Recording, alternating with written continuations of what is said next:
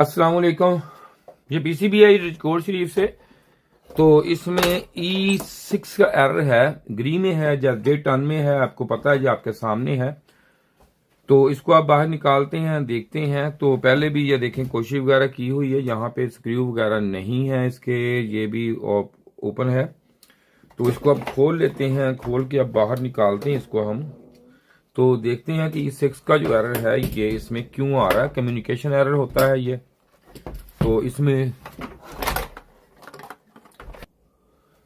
इसमें आप देखते हैं कि ये निकाल ली हमने बाहर इसको।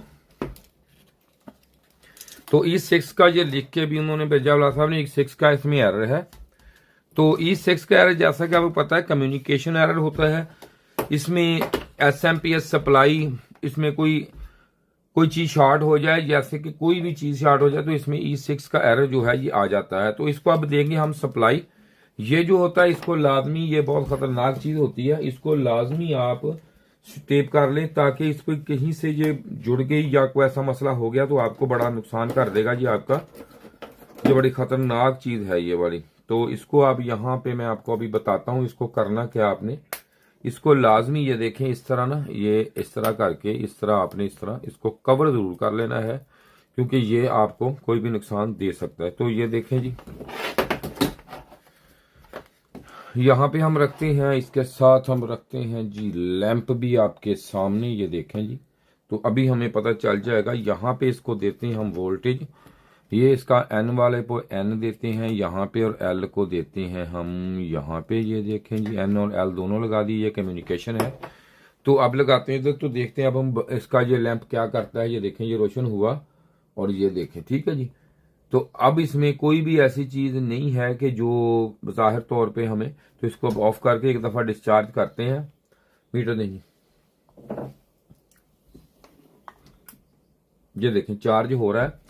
सबसे पहले हमारी जो चीज होती है, मेन चीज, इसमें माइक्रो प्रोसेसर की ये लाइट रोशन नहीं हुई, इसकी वजह से इसमें E6 का एरर जरूर आ सकता है। तो इसमें सबसे पहले हमने चेकिंग इसकी करनी है कि इसका ये जो है लगा हुआ, ये कैपेसिटर लगे हुए हैं, इन पे वोल्टेज देखने हैं, इसके ये वोल्टेज चेक करने हैं। यहाँ पे इस कैपेसिटर पे जो SMP का कैपेसिटर लगा हुआ है, इस पे चेक करनी है। ये हमारी फर्स्ट प्रायोरिटी ये होती है कि हम इसको चेक करें कि इसके वोल्टेज जो हैं ये हमारे पूरे हैं या हमारे नहीं है। तो इसको हमने मीटर को ऑटो रेंज पे कर लिया है। तो अब हम सबसे पहले इसके वोल्टेज चेक करेंगे यहाँ पे लगा के। ये देखें बल्ब हमारा रोशन हो गया थोड़ा सा।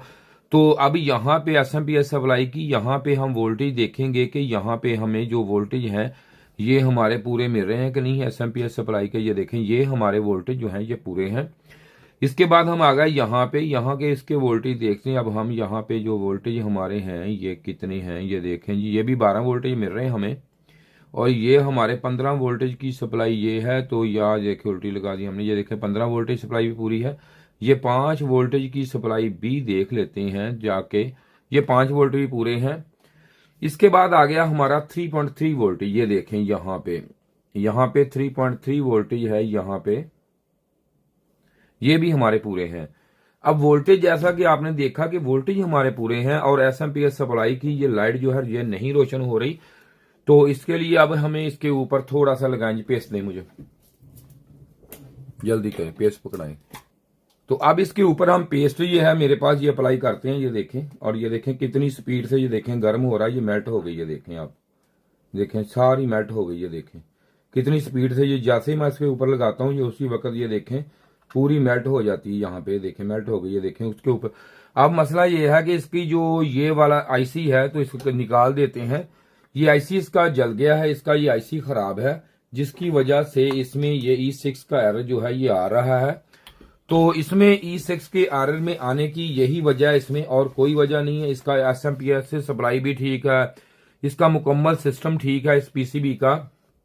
इसमें सिर्फ और सिर्फ इसका जो माइक्रो प्रोसेसर है वो खराब हो चुका है, वो जल चुका है, इसमें जो है वो खराब हो गया, जिसकी वजह से इसमें मसला है। अगर किसी ने रिपेयरिंग करानी हो, ये नंबर आपका पे पास है मेरा, तो इस पे आप रब्ता कर सकते हैं। अगर किसी ने ट्रेनिंग लेनी हो तब भी। शुक्रिया जी वीडियो देखने का। खुदा हाफिज।